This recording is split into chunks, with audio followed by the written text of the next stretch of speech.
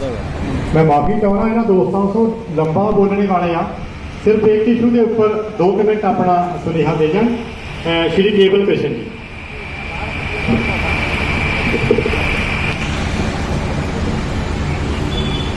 अज के इस समारोह में एकत्र हुए मुलाजम साथियों, मेरिया भैन, सबनों मेरे वालों जय भीम, जय भीम। साथियों, विशा बहुत वधिया रखिया सी और 2-3 मिनट के विच मैं समझदा कि विषय नूं कंप्लीट कर पाना बहुत औखा है, पर मैं विषय तो भटकांगा नहीं। मैं सिर्फ 2-4 मिनट के विच अपनी गल करनी है तुहाडे नाल। विषय रखिया सी कि बाबा साहब अंबेडकर के संविधान ने भारत देश नूं की दिता है। साथियों, बाबा साहब अंबेडकर ने एक गल कही सी और तुसी सारे उस गल नूं जानदे हो, पर उस गल की डूंघाई के उपर असी जिक्र उहदा डूंघाई नूं नहीं समझिया और बाबा साहब अंबेडकर नूं एक जाति विशेष के नाल असी जोड़ के रख दिता। बाबा साहब अंबेडकर ने कहा सी कि मेरी कोई मातृभूमि नहीं है। इस गल नूं समझण दी लोड़ है कि बाबा साहब अंबेडकर ने यह गल शेड्यूल कास्ट समाज की कही सी? नहीं। बाबा साहब अंबेडकर ने जब यह गल कहते हैं कि मेरी कोई मातृभूमि नहीं है, तो बाबा साहब अंबेडकर इस देश के 90% लोग जिहड़े हाशिए तो थले जिंदगी बसर कर रहे सी, उन्होंने लोगों के लिए बाबा साहब अंबेडकर ने गल कही। समा बहुत थोड़ा आ।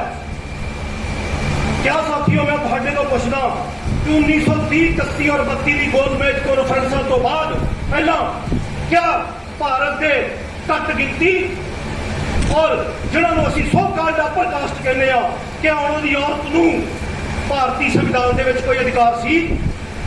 नहीं अधिकार सी। तो इसका मतलब की आ कि बाबा साहब अंबेडकर ने वोट का अधिकार दे के सानू सब तो पहला इस देश का नागरिक बनाया। और नागरिक कौन हुंदा? जिहड़ा वोट पा सकता है, जिहड़ा सरकार चुन सकता है। नागरिक वो हुंदा जिहड़ा पढ़ सकता है, जिहड़ा पढ़ा सकता है।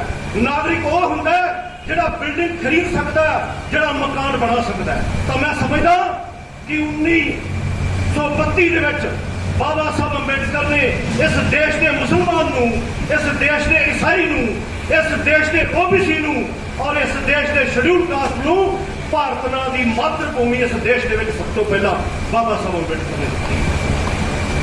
पर असीं बाबा साहब अंबेडकर दे जदों जन्मदिन मनाउण दी गल करदे हां तां असीं सिर्फ वही पुराने ट्रैक के उपर चली जांदे हां और बाबा साहब अंबेडकर नूं लोकां दी नफरत का पात्र बनाउंदे हां।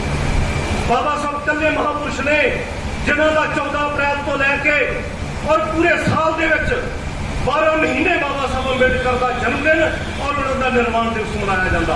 शायद कोई होर महापुरुष जड़ा नहीं है। तो उसका कारण की आ कि बाबा साहब अंबेडकर की दे के गए ने, यह समझना बड़ा जरूरी है। मान्यवर साहब कांशी राम जी ने एक गल कही सी कि असी पूरे संविधान नूं बेशक नहीं समझे, लेकिन अगर असी बाबा साहब अंबेडकर दियां 2 गल्लां वोट का अधिकार और एजुकेशन के अधिकार नूं समझ जाते तो शायद साडी स्थिति कुछ होर होंदी। आ जिहड़ी लद्दड़ साहब जिहड़ियां गल्लां कह के गए आ शुभे शब्दां दे विच जिहड़ी वो ओपनली नहीं सी कहना चाहुंदे। साथियों, अज साडे समाज दे विचों बहुत सारे डॉक्टर इंजीनियर पैदा होए ने, साडे समाज दे विचों बहुत सारे कलैक्टर पैदा होए आ और असीं यह दावा करदे आ कि असीं दुनिया दे विच बहुत एजुकेशन हासिल कीती आ, लेकिन उस एजुकेटेड इंसान नूं जिन्हों असीं डॉक्टर समझदे आ, जिन्हों इंजीनियर समझदे आ, उसकी अकैडमिक एजुकेशन तो बहुत हो सकती है, पर की उस एजुकेटेड डॉक्टर नूं इस गल का पता कि महात्मा ज्योतिराव फुले ने घर क्यों छड्डिया? क्या उस इंजीनियर नूं इस गल का पता कि बाबा साहब अंबेडकर की पत्नी और बाबा साहब अंबेडकर के 4 बच्चे किस गल के लिए कुर्बान हुए थे? क्या उन्होंने पता? जे नहीं पता तो कमी कित्थे आ? कमी साडे विच है, क्योंकि बहुत सारे महापुरुषों दीयां गल्लां नूं जदों तुसीं असीं समझदे आ तां निराशा दे विच साडे रहबरां ने बहुत सारियां गल्लां साडे सामने रखीਆਂ। बाबा साहब अंबेडकर ने एक गल कही सी कि मैनूं मेरे पढ़े लिखे समाज ने धोखा दिता है और असीं इस गल नूं हमेशा जिहड़ा लोकां दे सामने रखदे आ। पर की ਬਾਬਾ ਸਾਹਿਬ ਤੋਂ ਪਹਿਲਾਂ ਵੀ ਕਿਸੇ ਨੇ ਗੱਲ ਕਹੀ ਸੀ, ਸਮਝਣ ਦੀ ਲੋੜ ਆ। ਗੁਰੂ ਰਵਿਦਾਸ ਮਹਾਰਾਜ ਨੇ ਆਪਣੀ ਬਾਣੀ ਦੇ ਵਿੱਚ ਕਿਹਾ, ਪ੍ਰੇਮ ਭਗਤੀ ਨਾ ਉਪਜੇ ਤਾਂ ਤੇ ਰਵਿਦਾਸ ਉਦਾਸ, ਮੈਂ ਉਦਾਸ ਜਾ ਰਿਹਾ। ਤਾਂ ਕਿਆ ਗੁਰੂ ਰਵਿਦਾਸ ਜੀ ਦੀ ਗੱਲ ਮੰਨੀ ਅਸੀਂ? ਬਾਬਾ ਸਾਹਿਬ ਅੰਬੇਡਕਰ ਦੀ ਗੱਲ ਮੰਨੀ ਕਿ ਮੈਨੂੰ ਪੜ੍ਹੇ ਲਿਖੇ ਸਮਾਜ ਨੇ ਧੋਖਾ ਦਿੱਤਾ? ਤਾਂ ਸਾਥੀਓ, ਬਾਬਾ ਸਾਹਿਬ ਅੰਬੇਡਕਰ ਦਾ ਜਨਮ ਦਿਨ ਮਨਾਉਣਾ ਮੈਂ ਸਮਝਦਾ ਕੋਈ ਫੈਸਟੀਵਲ ਨਹੀਂ ਆ।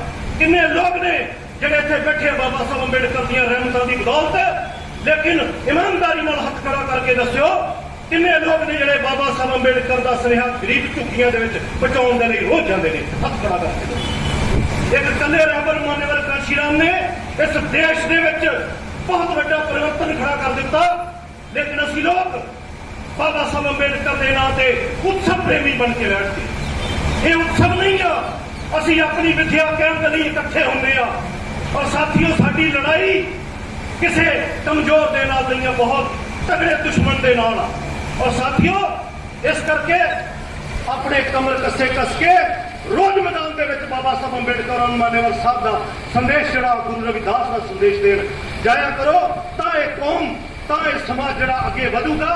ਅਦਰਵਾਈਜ਼ ਜੋ ਸਾਡੀ ਹਾਲਾਤ ਆ, ਉਹ ਹਾਲਾਤ ਉਹਦੇ ਨਾਲੋਂ ਵੀ ਬਹੁਤ ਡਾਊਨ ਜਾਂਦੀ ਰਹੂਗੀ। ਔਰ ਬਾਬਾ ਸਾਹਿਬ ਅੰਬੇਡਕਰ ਨੂੰ ਕੱਲੀ ਰਿਜ਼ਰਵੇਸ਼ਨ ਦੇ ਨਾਲ ਜੋੜ ਦੇਣਾ, ਬਾਬਾ ਸਾਹਿਬ ਅੰਬੇਡਕਰ ਨੂੰ ਕੱਲੇ ਸ਼ਡਿਊਲ ਕਾਸਟ ਔਰ OBC ਦੇ ਨਾਲ ਜੋੜ ਦੇਣਾ, ਮੈਂ ਸਮਝਦਾ ਕਿ ਬਾਬਾ ਸਾਹਿਬ ਅੰਬੇਡਕਰ ਦੀ ਸ਼ਖਸੀਅਤ ਦੇ ਨਾਲ ਅਸੀਂ ਨਿਆਂ ਨਹੀਂ ਕਰ ਰਹੇ, ਬਹੁਤ ਵੱਡਾ ਅਨਿਆਂ ਕਰ ਰਹੇ ਹਾਂ। ਇੰਨੀਆਂ ਕੁ ਬੇਨਤੀਆਂ ਕਰਦਾ ਸਭ ਤੋਂ ਰਜਾ ਚਾਹੁੰਦਾ, ਕਿਉਂਕਿ ਮੈਂ ਹਮੇਸ਼ਾ ਹੀ ਜਦੋਂ ਵੀ ਕਦੀ ਸਟੇਜ ਤੋਂ ਬੋਲਦਾ, ਮੈਂ ਸਟੇਜ ਸੈਕਟਰੀ ਜਿਹੜੇ ਨੇ ਉਹਨਾਂ ਦੇ ਉੱਤੇ ਇੱਕ ਬਹੁਤ ਵੱਡੀ ਜ਼ਿੰਮੇਵਾਰੀ ਹੁੰਦੀ ਆ। ਔਰ ਉਹਨਾਂ ਦੇ ਪ੍ਰੋਗਰਾਮ ਨੂੰ ਕਦੀ ਵੀ ਖਰਾਬ ਨਹੀਂ ਕਰਨਾ ਚਾਹੀਦਾ। ਉਹ ਜੋ ਸਮਾਂ ਦੇਣ ਉਹਨੇ ਵਿੱਚ ਆਪਣੀ ਗੱਲ ਕਰਨੀ ਚਾਹੀਦੀ ਆ। ਪਰ ਸਮਾਜ ਨੂੰ ਮੈਂ ਇੱਕ ਬੇਨਤੀ ਕਰਦਾ ਕਿ ਥੋੜੇ ਚੇਤਨ ਹੋਵੋ। ਜਿਹੜੇ ਲੋਕ ਬਾਬਾ ਸਾਹਿਬ ਅੰਬੇਡਕਰ ਦੀ ਜੀਵਨੀ ਦੇ ਉੱਪਰ, ਉਹਨਾਂ ਦੇ ਸੰਘਰਸ਼ ਦੇ ਉੱਪਰ ਵਧੀਆ ਰੋਸ਼ਨੀ ਪਾ ਸਕਦੇ ਆ, ਮੈਂ ਸਮਝਦਾ ਬੇਸ਼ੱਕ ਮੈਨੂੰ ਵੀ 2 ਮਿੰਟ ਨਾ ਦਿੰਦੇ, ਲੇਕਿਨ ਡਾਕਟਰ ਸਾਹਿਬ ਨੇ ਬਹੁਤ ਵਧੀਆ ਗੱਲਾਂ ਕੀਤੀਆਂ। ਜਿਹੜੇ ਇਹੋ ਜਿਹੇ ਸਪੀਕਰ ਨੇ ਉਹਨਾਂ ਨੂੰ ਵੱਧ ਟਾਈਮ ਦਿਆ ਕਰੋ, ਕਿਉਂਕਿ ਬਾਬਾ ਸਾਹਿਬ ਅੰਬੇਡਕਰ ਨੇ ਕਿਹਾ ਸੀ ਕਿ ਗਿਆਨ ਜਿੰਨਾ ਵੱਧ ਤੋਂ ਵੱਧ ਹਾਸਲ ਕਰ ਸਕਦੇ ਹੋ, ਉਸ ਗਿਆਨ ਨੂੰ ਹਾਸਲ ਕਰੋ। ਅਸੀਂ ਗੁਰੂ ਰਵਿਦਾਸ ਜੀ ਦੀ ਗੱਲ ਨਹੀਂ ਮੰਨੀ, ਅਸੀਂ ਬਾਬਾ ਸਾਹਿਬ ਅੰਬੇਡਕਰ ਜੀ ਦੀ ਗੱਲ ਨਹੀਂ ਮੰਨੀ। ਗੁਰੂ ਸਾਹਿਬ ਨੇ ਕਿਹਾ ਸੀ, ਮਾਧੋ ਅਵਿਦਿਆ ਹਿਤ ਕੀਨ ਦੇ ਦੀਪ ਵਿਵੇਕ ਦੀਪ ਮਲੀਨ, ਅਸੀਂ ਅਵਿਦਿਆ ਨੂੰ ਹੱਥ ਲਾਇਆ, ਵਿਦਿਆ ਜਿਹੜੀ ਆ ਉਹ ਆਪਣੇ ਦਿਮਾਗਾਂ ਦੇ ਵਿੱਚ ਨਹੀਂ ਬਿਠਾਈ। ਔਰ ਅੱਜ ਸਾਡਾ ਹਸ਼ਰ ਜਿਹੜਾ ਉਹ ਤੁਹਾਡੇ ਸਾਹਮਣੇ ਆ। ਇੰਨੀਆਂ ਕੁ ਬੇਨਤੀਆਂ ਕਰਦਾ ਹੋਇਆ ਆਪ ਸਭ ਤੋਂ ਰਜਾ ਚਾਹੁੰਦਾ। ਧੰਨਵਾਦ।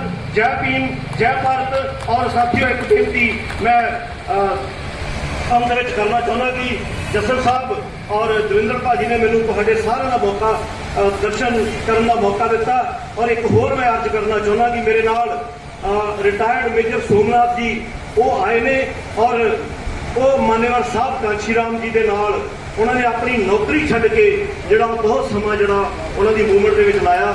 ਤਾਂ ਮੈਂ ਚਾਹੁੰਦਾ ਕਿ ਉਹਨਾਂ ਦੇ ਲਈ ਜਿਹੜੀ ਅਸੀਂ ਸਾਰੇ ਸਾਥੀ ਇੱਕ ਵਾਰੀ ਜ਼ਰੂਰ ਉਹਨਾਂ ਦੀ ਹੌਸਲਾ ਅਫਜ਼ਾਈ ਦਾ ਮਾਰਕੀ ਕਰੀਏ। ਧੰਨਵਾਦ। ਜੈ ਭੀਮ, ਜੈ ਭਾਰਤ। ਬਹੁਤ ਬਹੁਤ ਧੰਨਵਾਦ। ਸੋ ਮੇਜਰ ਸਾਹਿਬ ਨੂੰ ਬੇਨਤੀ ਹੈ ਕਿ ਇੱਕ ਵਾਰੀ ਆਪਣੀ